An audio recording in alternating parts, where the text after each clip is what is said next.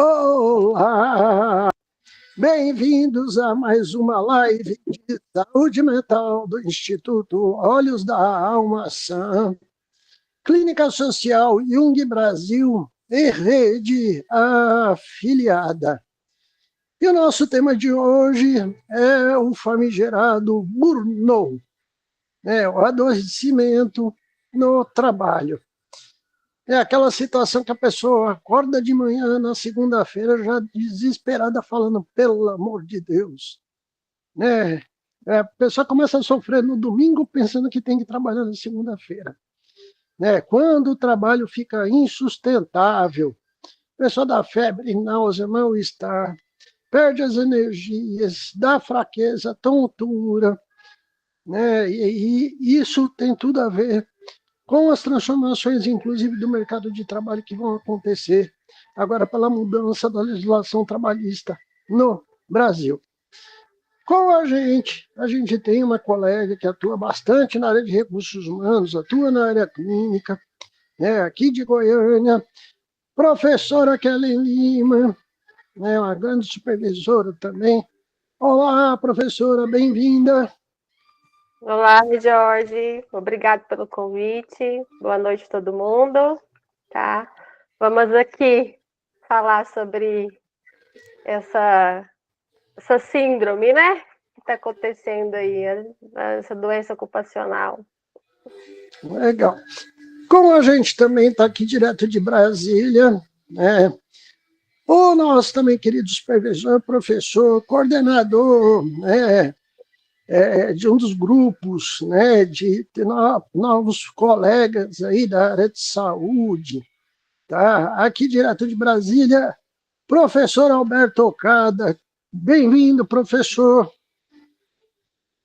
Olá, boa noite. Mas assim, na live aí a gente está fazendo esse contato com todos os participantes e eu vejo que Kellen, né, Jorge, nós vamos estar com uma discussão muito importante com todas as nossas experiências que a gente tem vivenciado, tanto no mundo organizacional como na clínica.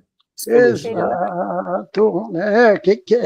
E o professor Alberto lida direto também, já tem uma experiência na área organizacional, no mundo corporativo, tem visto aí, inclusive, essa transformação sobre a condição, inclusive dessa fusão da área da administração com a área de saúde mental.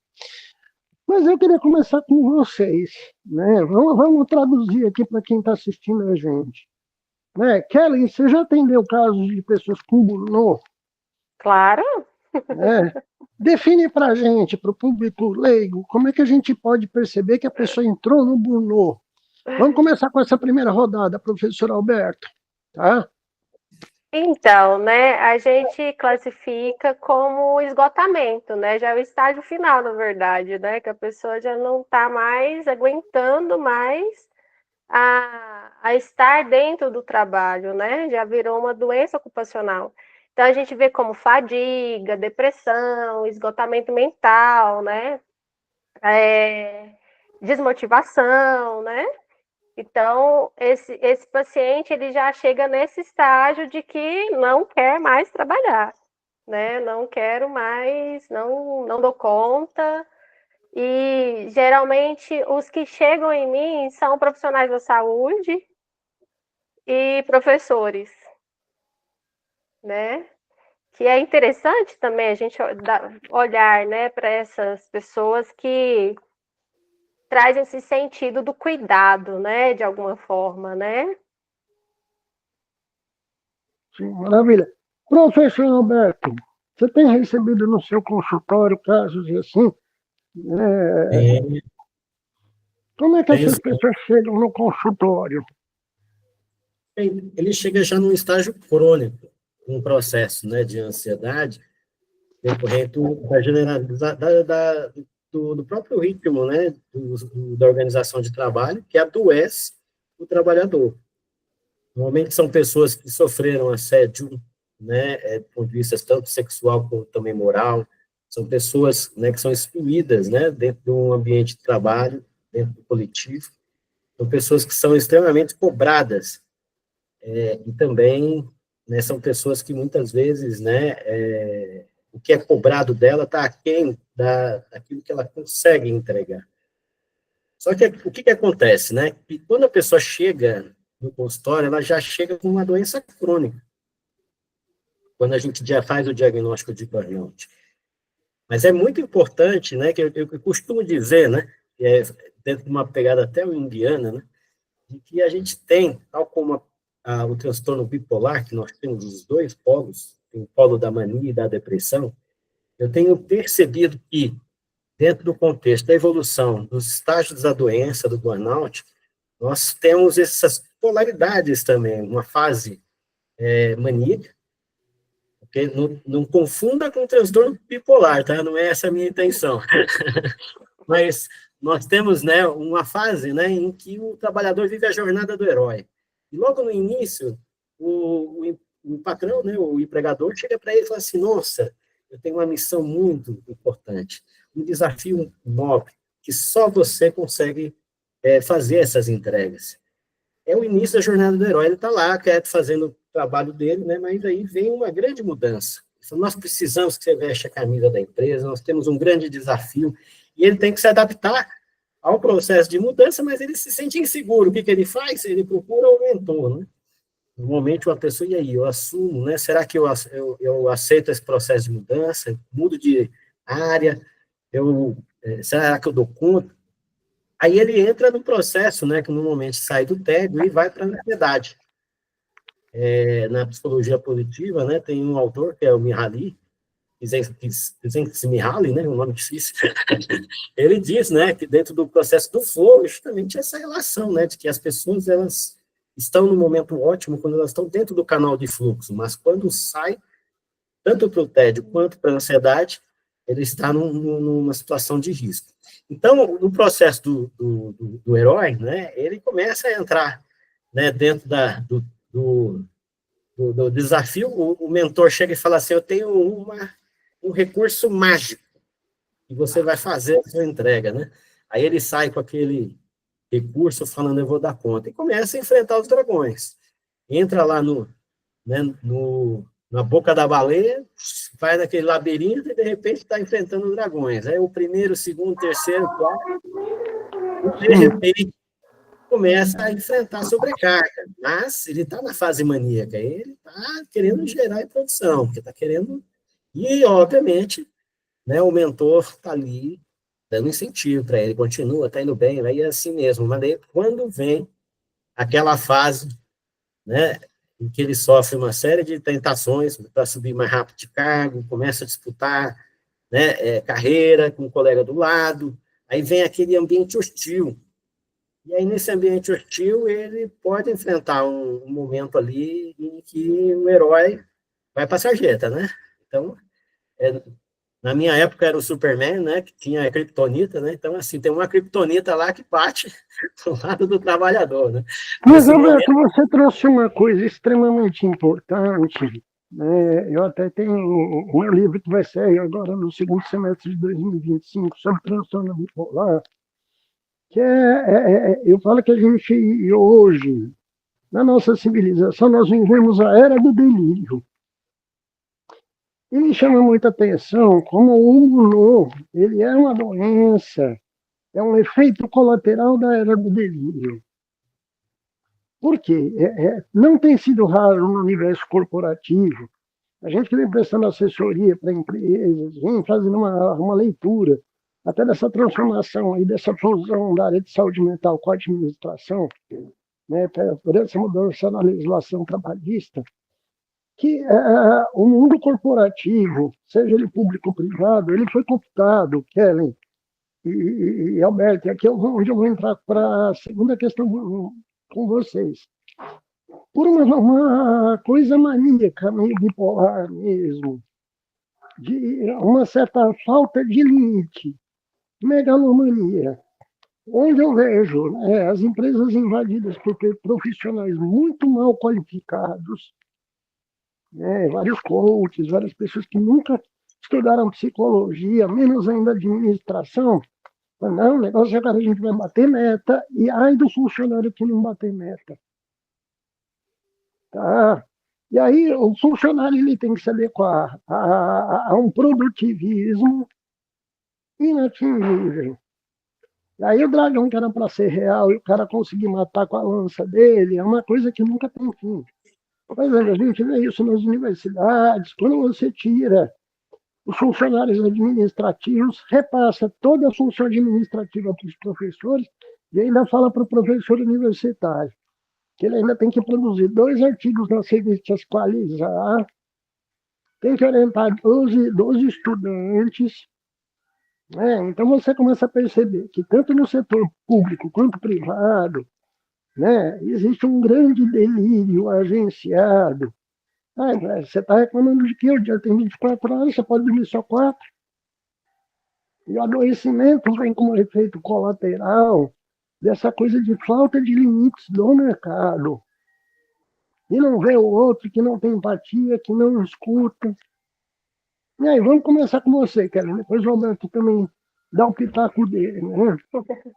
Esse delírio que a gente vive hoje em dia, né? E que o Alberto colocou muito bem na primeira exposição dele, a pessoa tenta ainda se adequar, que ela precisa de emprego, ela quer impressionar o chefe, né? Ela acha que vai ver a estrelinha dourada no final da agenda dela. E aí, Karen? Jorge, eu vejo que culturalmente, né, nós somos um país completamente diferente de uma política americana, né, de grandes produtividades e vamos fazer sucesso, né, essa pegada coach de vamos e vamos e vamos, né, bem diferente, né. E não é à toa que se a gente tenta enquadrar uma política que fala de vamos produzir dentro de um país em que as pessoas não têm esse hábito, de um país que foi colonizado, na verdade, que o trabalho, tinha que ter o trabalho para eu ter um retorno, para eu não morrer de fome ou para eu não ser humilhado, né? Se a gente coloca em sério uma política dessa no inconsciente coletivo, é violência, né? Acaba que a pessoa ela vai querer adquirir um sucesso que ela nem sabe o que é um sucesso para ela, e ela vai acabar indo para essa toada de vamos para o modelo, vamos para esse modelo da produtividade, do excesso e de controlar tudo, e acaba que ela sai desse lugar, né? De equilíbrio, né? Emocional, o equilíbrio do self, e às vezes ela nem tem contato com o self dela, ela nem tem sentido aquele trabalho para ela, mas já que eu tenho que seguir esse modelo, né? Então vamos fazer acontecer. E muita gente adoece por causa disso. Por exemplo, as professoras mesmo que eu atendo, todas elas foi seguir um modelo que a instituição pedia e cargas e sobrecargas de matérias e vamos dar mais matéria, né? E elas adoeceram. Chegaram num momento que não deram conta, né? Que ser heroína, mas não consegue ser heroína, né? Exatamente, a Mulher Maravilha, calma lá, que isso é coisa de filme, né? Exatamente. É complicado, principalmente no setor acadêmico, como o professor foi colocado numa situação de uma produção ilusória. Até porque agora ele tem que fazer 30, 40 reuniões numa semana, né? Ganha por 30 e trabalha 70, 80 horas semanais. Ainda tem que corrigir trabalho, tem que corrigir orientação, tem que fazer o caderno de planejamento de aula, tem que postar no sistema até sexta-feira, 10 horas da noite, que no final de semana o sistema não funciona. Alberto, que delírio é esse que a gente está vivendo no mercado corporativo? A gente percebe assim que a cultura vem se transformando, né, ao longo do tempo, principalmente com a entrada da geração Z. A gente percebe assim, né, que essas pessoas que são mais jovens, elas querem tudo agora, né? Elas mudam mais rápido o trabalho, elas prezam pela qualidade de vida, então elas têm uma alta rotatividade, né, do ponto de vista da iniciativa dele, né? Então, e ele acha que está sempre preparado para conquistar novos, né, galgar novos desafios. Mas nós temos dois eus E quando a gente pensa, né, que nós temos, cada um de nós, ali não é só dois, né, temos vários, mas vamos pensar dois polarizados, né, tem um que é o auto-coaching, né, eu costumo dizer, é aquele que fala, você é capaz, vamos embora, faça, vai dar conta, entendeu? Vamos subir rápido, né, tua meta é ter sua casa própria, né, quando você tiver os seus 30 anos. Então, começa essa autocobrança a gerar, né, esse movimento, né, entende? De delírio, né? Em que a Eu pessoa brinco, começa. eu brinco, Alberto, posso fazer uma piadinha aqui rápido? Eu brinco que é o superego bêbado, né? Só que o outro eu, né? Que é o polo oposto, né? Ele fala assim: não faz isso, entendeu? Pelo amor de Deus, cuida de você. Você está, se desgastando, a sua saúde vai embora desse jeito. Para! Você está não dando atenção para a família, não está dando atenção para os seus filhos, não está dando conta, né, do terceiro turno para as mulheres, né? Então, acaba acontecendo um certo distanciamento, é um isolamento, né, muitas vezes, porque a pessoa entra em hiperfoco corporativo e esquece que a vida tem outras áreas, né, de outros contextos, que precisa ser equilibrado.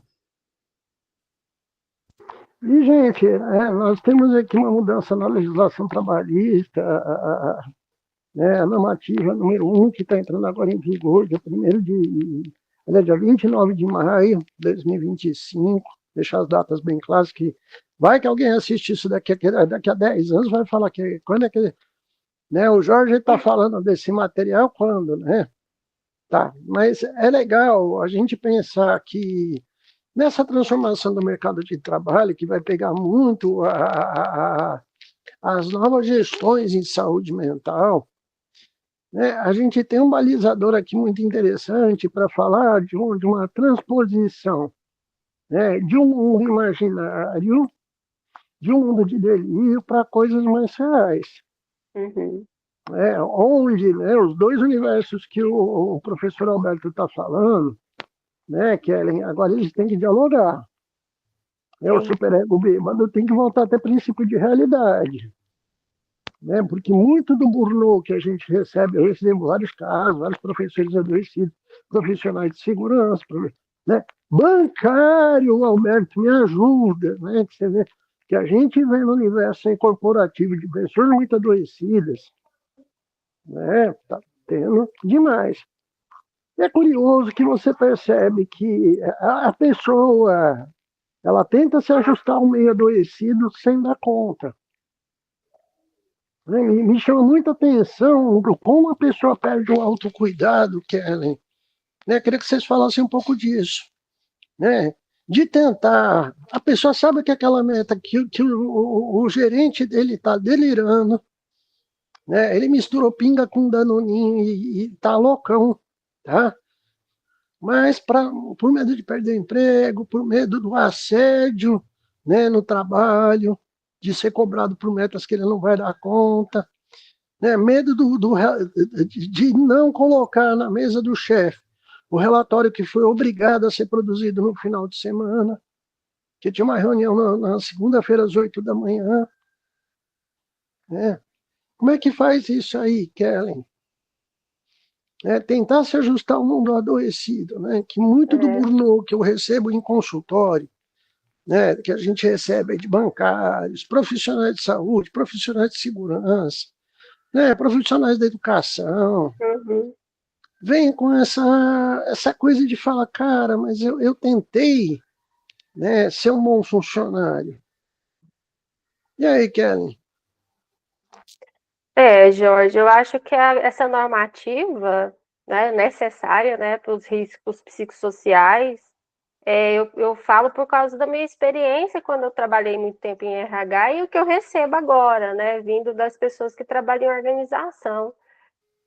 Eu vejo que a normativa é preciso mesmo, sabe? Mas eu vejo que tem que aprofundar mais na questão cultural também da empresa, né?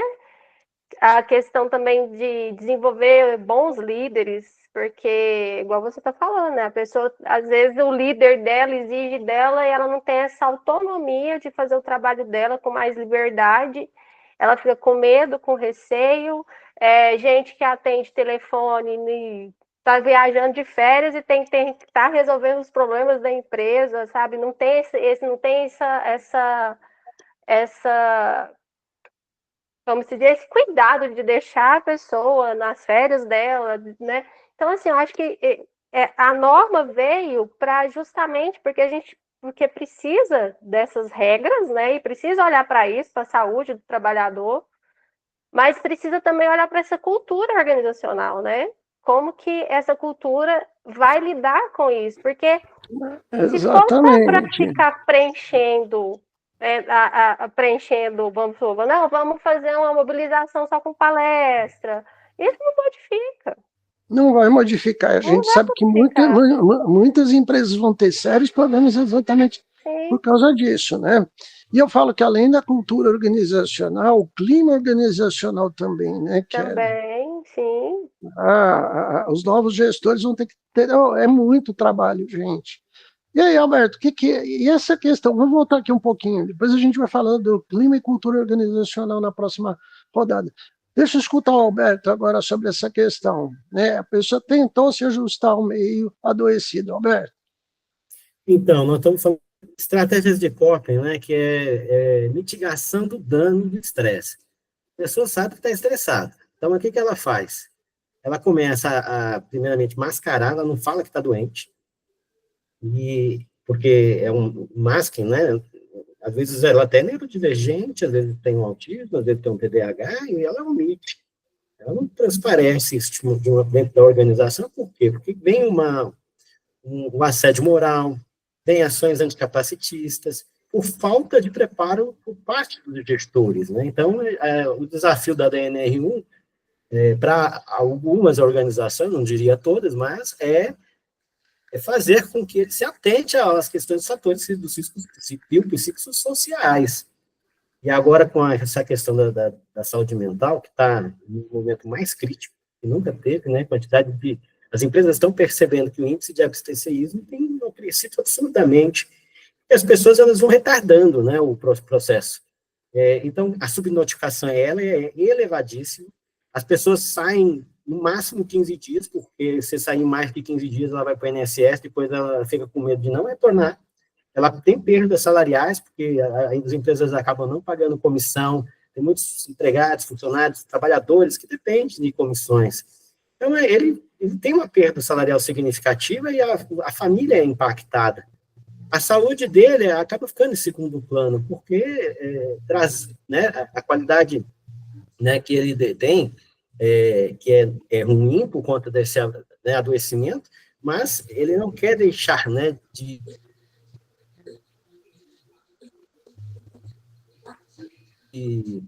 arcar com certas responsabilidades, se for assumir, porque para isso é uma situação, né, de frustração muito alta, de incompetência. Então ele fala, não, isso eu não quero estar nesse lugar. Então ele resiste bravamente. E essa resistência vai chegar um momento que o corpo fala, o inconsciente está todo momento tentando falar para ele, eu estou mandando sinais e você não está entendendo, vem adoecimento, vem problema de saúde, fisiológicas. A ansiedade traz, né, um processo de mal-estar grande, né, dentro da saúde do trabalhador, nos aspectos que envolvem, mas muita gente pega, né, diversas doenças, né, que tem a ver, né, com a parte cardíaca. Alergias, Alberto, insônia, né, gastrite, úlcera. Não, né, Jorge? A pessoa não consegue, né, fazer essa função transcendente. E aí ele quando entra no burnout, tem com tudo. E ele não dá conta nem de ver a marca da empresa dele, não consegue chegar no local de trabalho. É uma situação muito traumática, é um trauma, né, que a pessoa adquire ao longo desse processo, né, de adoecimento. Eu tive uma professora da universidade que a gente estava atendendo, ela desmaiou dentro do carro 2 vezes indo para a faculdade. Por causa de questões de assédio, perseguição. Excelente profissional, se cobrava demais, mas só de pensar que eu tenho que ir para a faculdade, aguentar os coleguinhas insuportáveis, né? Porque tem também a cobrança corporativa de colegas, não são só gestores que cobram. E uma dessas vezes que ela desmaiou, quase bateu o carro, aconteceu um acidente sério, até que teve que ter o afastamento, né? Então, a gente está falando de uma condição, inclusive, burnoso. Para quem está assistindo a gente, ele tem traços fisiológicos muito bem demarcados. A alergia, cefaleia, dor de cabeça crônica, e vai indo. Pensar no trabalho, pensar na rotina do trabalho, já faz passar mal. Mesmo de férias, né? Só de lembrar que daqui a 2 semanas eu vou voltar a trabalhar, já dá aquela batedeira no coração, o coração dispara, já começa a dar falta de ar. Então, é muito curioso como, né, o burnout é um dos gritos dos desesperados da pessoa que adoeceu pelo trabalho, né? E vocês falaram uma questão, a Kelly levantou uma questão de uma necessidade de transformação, que eu acho que não vai ser só no meio corporativo. Acho que o meio corporativo vai ter que puxar essa transformação, né, para a política, né, para as religiões, para as escolas, porque eu vejo, por exemplo, a gente vai falar de mudança no universo corporativo, mas você vê essa realidade hoje na cultura de muitas escolas, no clima das escolas, quando você vê crianças, escolas que acabam fazendo vista grossa, bancando o cego, né, sabe, para questões de assédio. E nós estamos numa sociedade onde cada vez mais se identifica a questão do assédio como uma situação inadmissível, inaceitável. Já vista as discussões que surgiram por causa dessa série chamada Adolescência, né? Vamos inverter agora. Agora, Alberto, começa que ele termina. Vou puxar o gancho nessa questão do assédio, né? O assédio, muitas vezes as pessoas olham o assédio moral, sexual, né, de uma forma, né, hegemônica, né? O assédio por produção, né, Alberto? Que eu acho que um dos piores tipos de assédio é aquela cobrança do chefe fora da realidade, né? Você recebeu um assédio que é estrutural, né, Jorge? Exato. Por exemplo, o aluno de faculdade, a gente tem aqui no Instituto vários colegas trabalhando com a gente, uma colega que ajuda a gente de vez em quando, ela recebeu um e-mail da professora dela, está no último período de biologia, sábado, 10 horas da manhã, passando uma lista de exercícios para eles entregarem na segunda-feira de manhã. E desculpa, essa amiga nossa falou, cara, essa mulher não transa, não tem vida, não. Eu vejo, Jorge, que as pessoas, né, elas muitas vezes não percebem que estão cometendo o assédio. Às vezes o assédio também ele não é só entre chefe e empregado, às vezes entre pares tem assédio. Exato. A professora com os alunos dela de faculdade mandando lista de exercícios sábado 10 horas. Professora, vai beijar na boca. Existe motel, professora. Sabe? Larga de ser mal amada, professora. E tem um assédio que é coletivo, né? Que faz o gestor faz uma reunião de trabalho e fala para todos, né? E sem direcionar a um colega, a um trabalhador específico.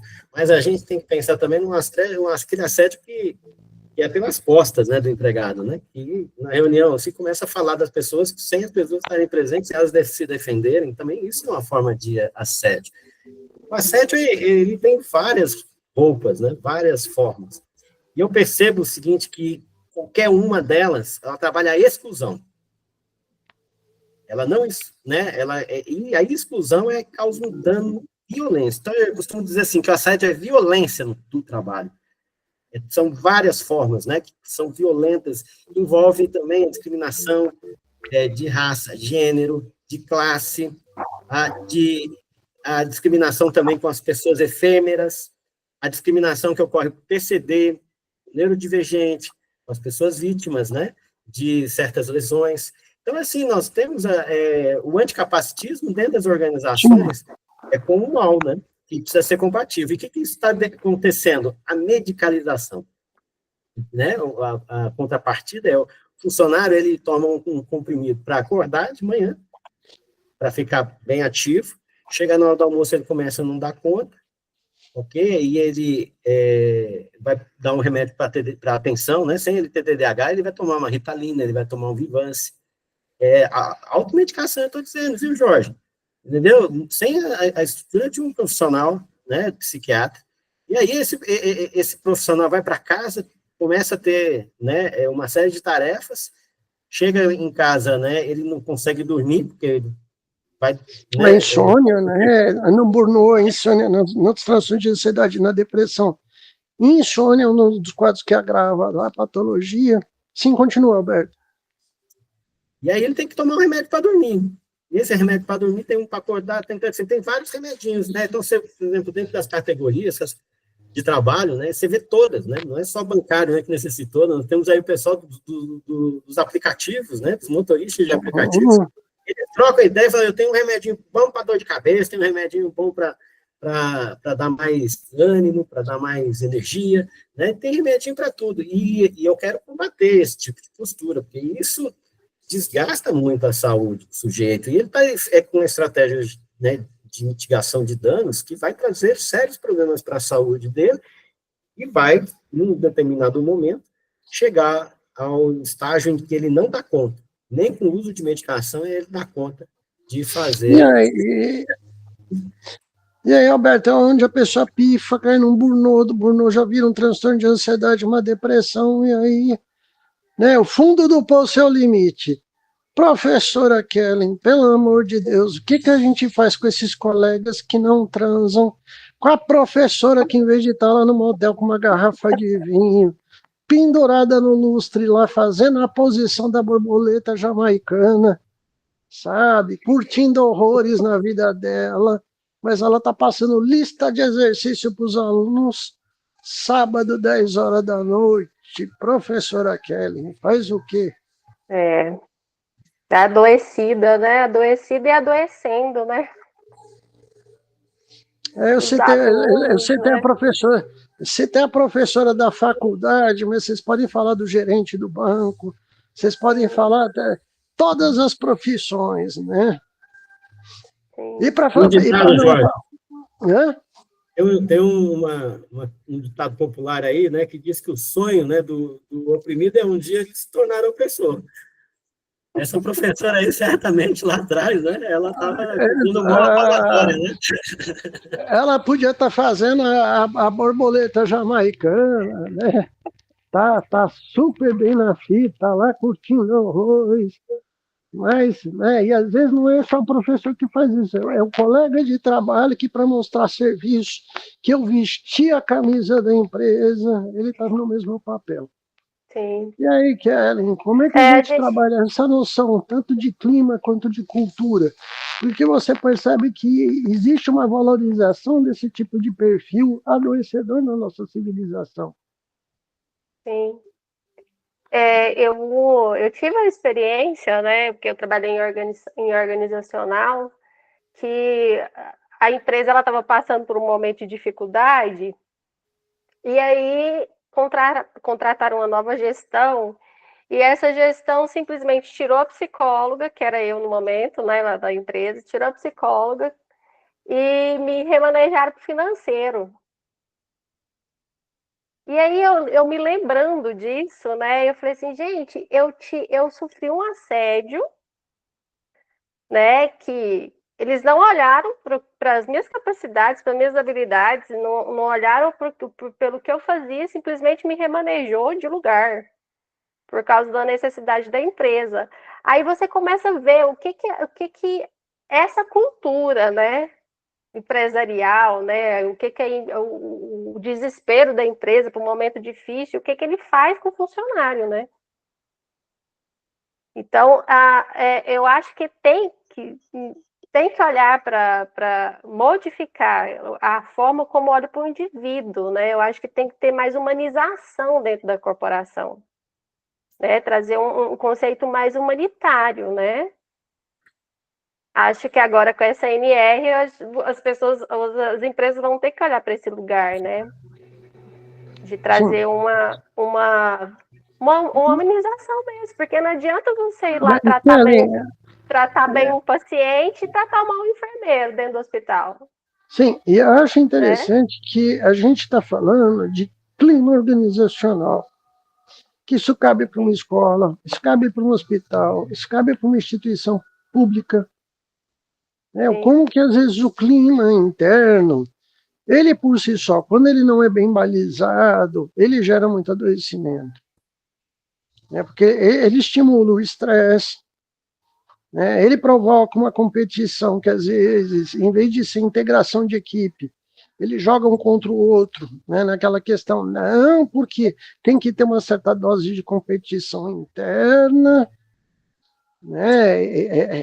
e eu vejo muita desvalia do respeito ao outro nesse processo, onde não existe nós, existe mais eu do que nós. Tá?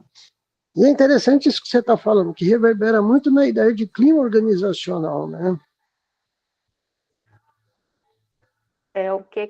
Exatamente, né? O que o ambiente, né, corporativo pode influenciar no ser humano, né?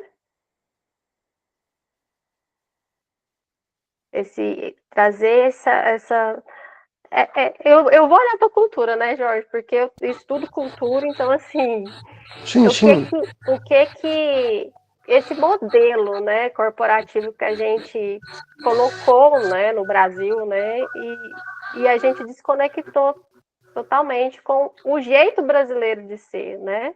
Sim, que foi o modelo neoliberal implementado desde Fernando Collor de Mello, quando começou a ter abertura de mercado para empresas internacionais. Exatamente. Aí vem toda a gestão neoliberal, Fernando Henrique Cardoso, continuidade do Lula, Bolsonaro, aí, né? O Brasil é um país hoje neoliberal, querendo ou não os puristas, né? Sim. E esse modelo neoliberal, principalmente quando ele recai nessa condição mais capitalismo selvagem, ele passa a ser muito nocivo, à proporção que ele começa a se auto-boicotar, visando lucro a qualquer custo.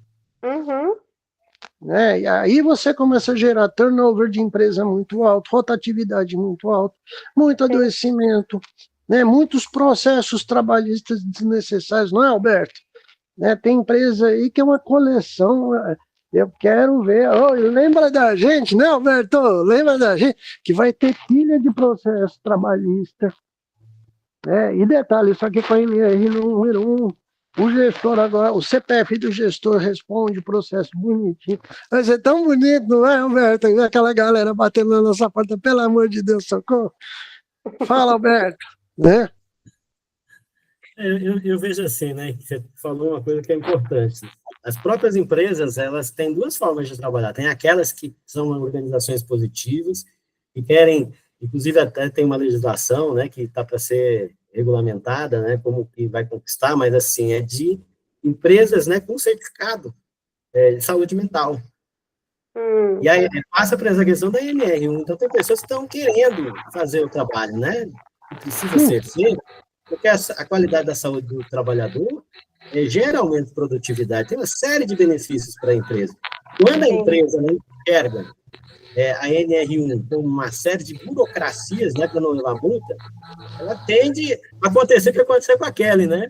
É o psicólogo lá tentando vender a ideia, e aí fala, não, esse psicólogo está trazendo despesa para nós, vamos mandar ele para o financeiro, né, cara? Exatamente, né? É um assédio muito, muito forte isso. Assédio moral, sexual contra a mulher tem acontecido demais. Eu tenho recebido casos na clínica. E pior, né, as organizações, elas remanejam o assediado. O assediador fica lá sem acontecer nada. Exato, só que com essa mudança na legislação, coitado da empresa e do gestor que cai nisso, porque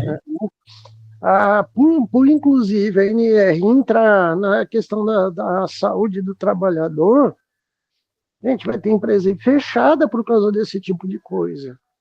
porque não é só certificação, tem todas as punições trabalhistas de não regulamentação. Isso é seríssimo, gente. Ministério do Trabalho não brinca em serviço.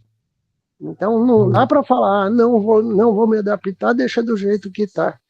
Porque vai ser notificado, né? A NR traz uma questão assim, que o trabalhador tem que participar da discussão, né, dos mitigadores dos fatores de risco biopsicossocial, né, e dá para a saúde mental com foco. Então, mas o que eu vejo é o seguinte, que as empresas, elas precisam pensar que elas precisam, tal qual o governo, né, traça políticas públicas de saúde, a organização tem que ter políticas de saúde com protocolos, né, de afastamento, com protocolos de reintegração do trabalhador, depois de um período de tempo que ele ficou sob cuidados médicos, afastado do trabalho. Tem que ter um processo de formação. Ele tem que dar treinamento para os funcionários sobre assédio, não só sobre essas questões, mas sobre qualidade de vida, sobre bem-estar, sobre questões que são importantes. E é curioso, Alberto, Kellen, porque aqui no Instituto a gente aplica isso desde 1997, nós sabemos trabalhar, temos dado consultoria para as outras instituições sobre isso, não é de agora, tá? E eu acho curioso que a gente aplica isso aqui nos nossos colaboradores, com os nossos colaboradores, né? Tanto é que a nossa tolerância com casos de assédio é zero, né? A gente chama, caso alguém cometa assédio, seja um usuário, na hora a pessoa é repreendida, e se reincidir, a gente desliga, né? Como já aconteceu, não interessa se é supervisor, se é professor, não interessa. Não há espaço na nossa civilização hoje para temáticas de assédio, né? Mas eu acho engraçado como o próprio mercado naturalizou a violência nesse tipo de caso, que o assédio é violência, né? Então, e o curioso, que eu falo até como consultor de RH, né, como profissional de saúde, como analista, gente, um caso de assédio, você gasta um ano para né, motivar uma equipe, harmonizar um trabalho, né, fazer a galera se respeitar, vestir a camisa da empresa, né, da organização. Basta ter um caso de assédio para tirar o ânimo de todo mundo que está junto. Né? E aí, o que vocês acham disso que eu estou falando? Estão falando um pautoca? E aí, Kellen? Não.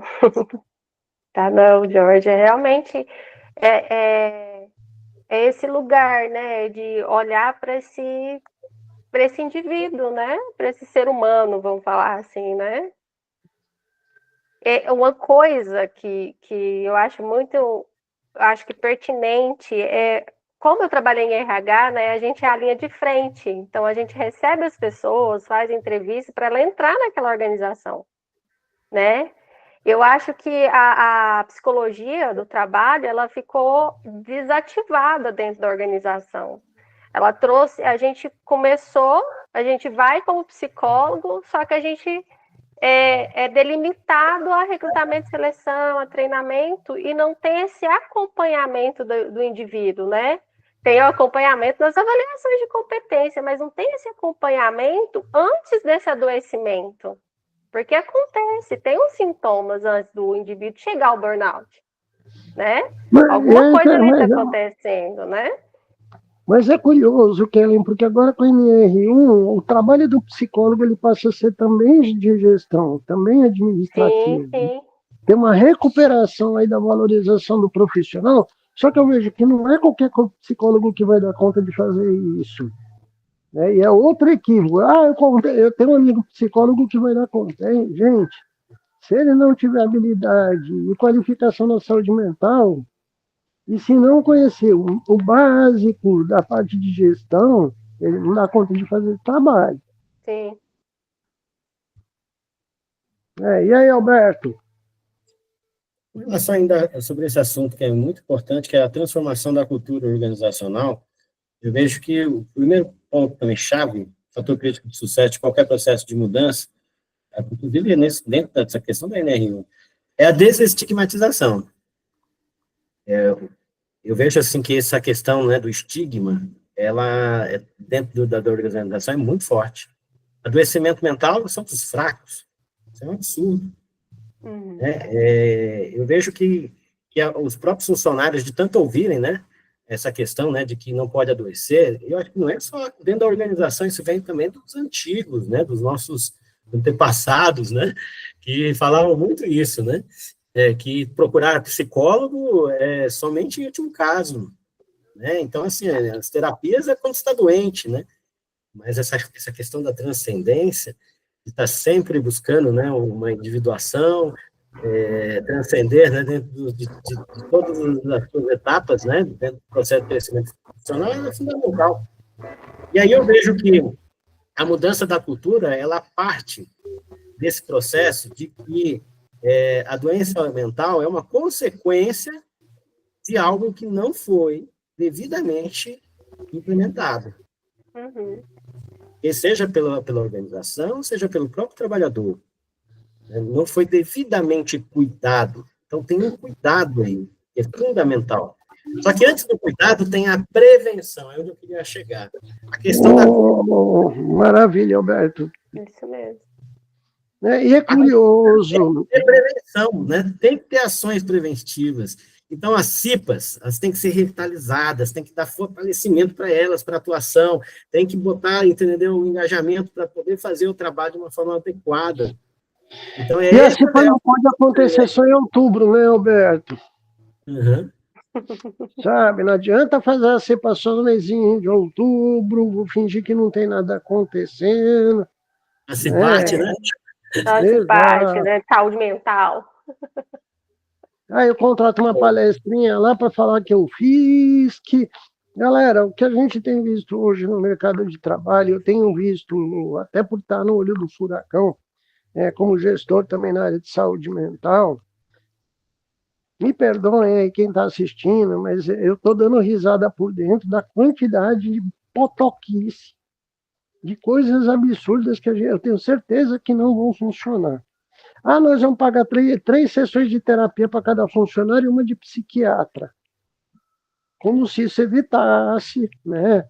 Se você não mexer na cultura, no clima organizacional, se você não tiver estratégias muito bem montadas, com compreensão de todos os processos organizacionais, tá? E isso é um trabalho de uma análise muito bem feita por uma equipe multidisciplinar. A galera vai ver muita empresa entrando em rascada, mobilizada porque aquele cara que fala que é técnico do trabalho, que acha que sabe fazer, mas meteu os pés pelas mãos. Sabe, a pessoa é a tal da cultura do acho. Porque o que a gente está falando é de um trabalho que tem uma expertise, que ela tem um crivo muito forte de especialidade. Saúde mental não é para qualquer um mexer. Por quê? Por mais que você faça algumas ações aí, até profiláticas, não, eu vou conseguir, né, pagar para todos os meus funcionários 3 sessões de terapia. Meu querido, é louvável a sua iniciativa, mas Satanás, se a gente for ver lá no reino de Satanás, está lotado de gente com boa iniciativa. Porque às vezes você não está mexendo na raiz do processo. Tem outras coisas aí básicas muito importantes para serem mexidas, né? O que você acha disso, Kellen? Faz sentido, né, Jorge? Acho que se não mexer nessa base da cultura organizacional, do clima organizacional, não vai. Não roda, né? Não tem mobilização, não tem transformação, né? Eu vejo também, Jorge, me permite colocar também a questão, muitas empresas estão investindo, né, em umas letrinhas que é o S e o G, né, o AS. É o ambiente social e a governança. Para mudar a cultura, tem que fazer um processo de transformação da governança. Tem coisas que precisam mudar. E tem que ter intencionalidade. Não adianta, né, só colocar isso na norma, né? Ou nos papéis e funções, né? Porque as pessoas têm que incorporar isso como algo da sustentabilidade. Uma empresa sustentável é uma empresa que atua, né, dentro desses fatores. Se preocupa com o ambiente de trabalho, com o clima organizacional. E ambiente, muitas vezes, muitas empresas confundem com ergonomia dentro da área biológica, mas antigamente a doença era lesões, né, de esforços repetitivos. Hoje em dia, nós estamos tendo essa avalanche, né, da epidemia do adoecimento mental. Então, é também ergonomia. A ergonomia, os riscos biopsicossociais, né, envolve também a ergonomia. A ergonomia é mudança de estrutura organizacional. Falar em ergonomia também impacta, né, na qualidade, né, do ambiente, a iluminação, a questão do ar, da temperatura, tem várias coisas que a CIPA tem atuado fortemente, mas agora tem uma novidade em jogo, né, que a CIPA não tem ainda, né, uma atuação, muitas vezes porque as empresas não permitiam, né, não davam esse espaço para as CIPAs atuarem, mas agora, com a NR1, passa a ter uma visão completa da saúde integral. A saúde integral envolve as questões de saúde mental e a saúde física. E aí esse é o grande processo, né, a grande revolução que essa NR1 está trazendo no mundo organizacional, né? É um desafio muito grande, viu, Jorge? Rapaz, a gente tem serviço para 3 vidas, viu? Gente, e eu fico vendo que com uma quantidade de gente falando bobagem. Porque uma empresa vai contratar um programa de IA que vai resolver todos os problemas de saúde. Eu falo, meu Deus do céu. Então, eu falo, vai, né? Tem gente que vai gastar muito dinheiro para quebrar a cara. Eu estou com tanta dó. Meu Deus, como eu tenho dó disso, viu? A gente se vê. Em dezembro vão estar batendo na porta de profissionais de saúde pedindo, pelo amor de Deus, socorro, né? Gente, que oração, por favor, só para saber quanto tempo a gente tem ainda. Falta 4 minutos. Gente, eu queria entrar nessa reta final, já com as considerações finais de vocês, retomando a temática do novo, desse esgotamento do trabalho, de uma forma mais singela. O que a gente poderia fazer para tentar evitar isso? Né, para quem está assistindo a gente aí. Quer começar, professora Kelly? Olha, Jorge, eu vou falar pelos meus atendimentos, né? Que a pessoa ela tem que trazer, ela tem que buscar autoconhecimento. A hora que ela vê que ela já está com tédio, já está começando a não ter mais aquele sentido do que está no trabalho, sabe? Ela começar a perceber, começar a ver essas queixas diárias na vida dela, não chegar ao extremo, né? Porque tem gente que desmaia, igual você falou, né? Eu tive um professor mesmo que ele deu uma parada cardíaca no meio da aula. Então, assim, é muito sério o esgotamento. O corpo não dá conta, a mente não consegue mais acompanhar, né? Tanto excesso, né, de coisas, né? E o que eu falaria para as pessoas é buscar autoconhecimento mesmo, para se cuidar, né? E definir dentro delas, né, o daimon delas, buscar o sentido realmente do propósito de vida delas, né? Do self delas, esse contato com a unidade maior, né? Porque sucesso ele não é o sucesso lá de só material, só de ter um status, um cargo de diretor. O sucesso, ele engloba muita coisa, né? Ele engloba principalmente um equilíbrio na vida, né? Um equilíbrio tanto emocional quanto físico quanto espiritual. Maravilha, professora Kelly Lima aqui de Goiânia. E aí, professor? Kelly falou muito bem sobre essa questão, né, do que é importante, né, essa atenção, esse cuidado que as pessoas precisam ter. Eu vou falar das minhas considerações finais mais dentro do mundo do trabalho. Eu percebo, assim, que as organizações estão adoecidas. Então, dentro da psicodinâmica do trabalho, né, a gente não pode colocar culpa no trabalhador, né, com relação ao burnout, né, porque quem fez ele chegar no burnout foi o clima organizacional, foi a questão, né, dos fatores, né, de riscos biopsicossociais, por uma série de questões que envolvem o adoecimento da organização. Então, né, quem precisa entrar em terapia é a organização. Terapia, quem precisa de terapia é a organização, ela que está sentada no divã, né, doutora Kelly? Também, né? Só que eu vejo que esse processo, né, é um processo de mudança cultural, porque empresas são formadas por pessoas, por líderes, por gestores, por trabalhadores, né, por um corpo, né, que muita gente fala, né, que é o capital, né, de trabalho, né, o capital social, o capital humano. Isso assim, são trabalhadores, são pessoas que precisam ter oportunidade, né, de trabalhar com bem-estar, com qualidade de vida. E aí quando eu falo em bem-estar, né, muitas empresas pensam naqueles programas, né, de saúde, né, de modelo de QVT hegemônico, né, de qualidade de vida no trabalho, de fazer massagem, né, de contratar, assim, né, um grupo para fazer laboral. uma ginástica laboral, né, mas, assim, não é isso, gente, né, o mundo transformou. Hoje, né, o que precisa é de se reinventar, as empresas têm que se reinventar. Então, eu vejo o seguinte, né? O que é fundamental é a inclusão. A inclusão. Os funcionários têm que se sentir pertencentes, eles têm que se sentir incluídos, e tem todos. A inclusão não é só dos típicos ou atípicos, eu estou falando de inclusão, nós estamos falando de toda a organização, todas as pessoas. Tá? Então, isso é fundamental. Então, eu tenho dado consultoria, né, para as empresas que estão nesse processo, né, de mudança, transformação, eu tenho procurado muito, né, empresas que querem fazer o processo, né, o feijão com arroz ali para cumprir tabela, né? Mas eu estou tendo dificuldade de fazer com que elas enxerguem essa mudança como uma oportunidade, né, uma oportunidade de transformar o mundo do trabalho e fazer com que Mas calma, professor, que o mês de agosto vai chegar. E por que eu estou falando agosto?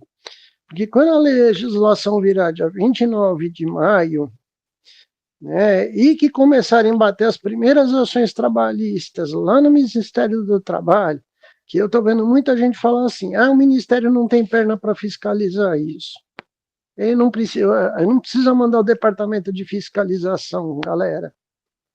Tá? A própria notificação pela CAT, tá? Do médico do trabalho, já aciona, né? Os mecanismos já falam, que a empresa está tendo problema.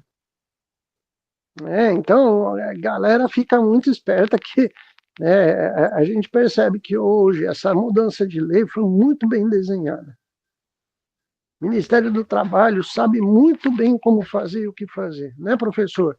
Então, você não precisa esquentar muita cabeça para convencer elas, não, que eu não dou até setembro, o pessoal está de joelho pedindo socorro, tá? Vai pela dor, não tem jeito, né?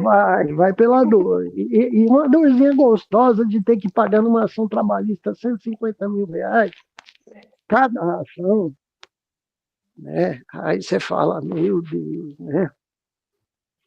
Gente, eu sempre falo que o Bruno, né, quero agradecer os meus professores que estão aqui com a gente, professor Alberto Ocada de Brasília, professora Kelly Lima de Goiânia.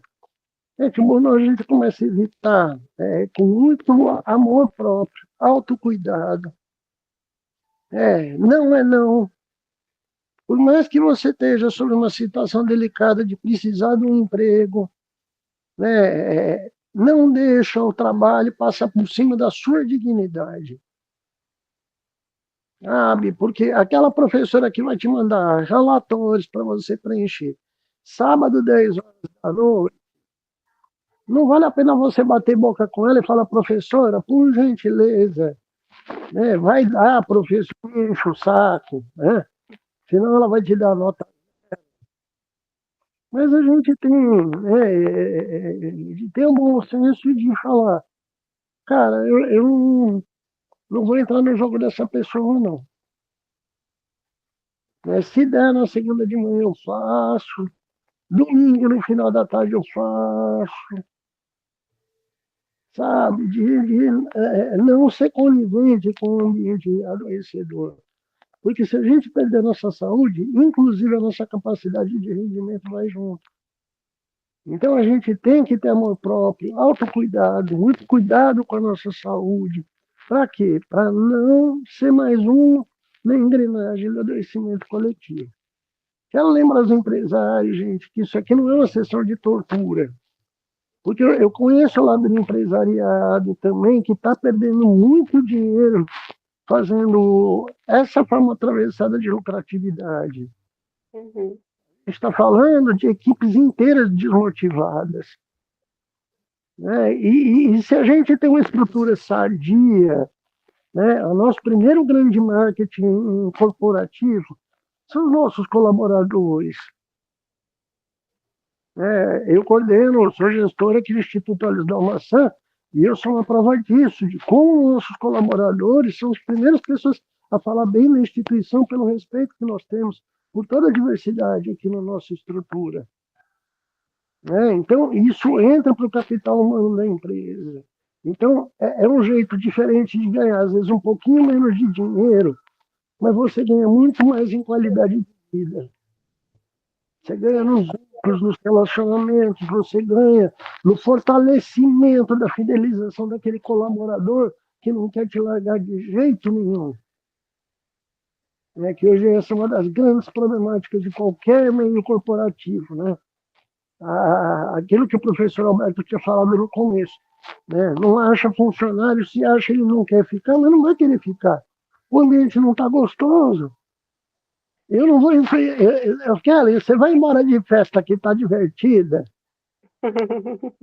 Festa que tá boa, você não larga, cara. Você quer ficar lá, se tem outro compromisso, desmarca o outro. Para que eu vou embora, né, professor Alberto, da festa que tá legal? E o mundo do trabalho pode ser essa festa. Pode ser um ambiente que, em vez da pessoa chorar no domingo à noite, que ela tem que ir lá trabalhar, ela pode falar, pô, que bom que amanhã eu vou trabalhar. Então, cuida da sua saúde, vamos cuidar vamos cuidar desse esgotamento. Que esgotamento, gente, é cansaço, é ansiedade. E nós podemos reverter essa equação. Tá bom? Gente, muito obrigado e até a próxima live. Obrigado, professor Alberto Cada, de Brasília. Eu agradeço. Obrigado pela oportunidade. De Goiânia. Obrigada, Jorge. Obrigada, professor Alberto.